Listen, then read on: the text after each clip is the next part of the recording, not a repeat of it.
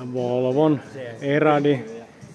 Eradin korjaus onnistuu meillä myös. Eli koko kelkka pitää näistä pudottaa alas tuolta tommosen akkupöydän kanssa ja esimerkiksi. Ja sieltä kuuluu outo ääni, niin ruvetaan purkamaan.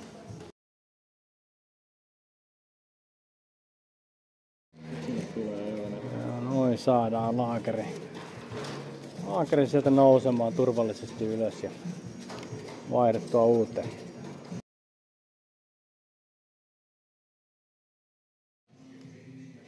No niin, ääni loppu. Laakeri vaihdettu. Täällä on vanha laakeri tässä ja siinä kukka. Ja nyt tuossa Volvo on vaihdettu sitten toi Eradin vaihteisto ja samalla vaihdettiin tonne sähkömoottorin laakeri. Ja siellä on sitten kaikki kondiksessa. Äänet loppu siihen.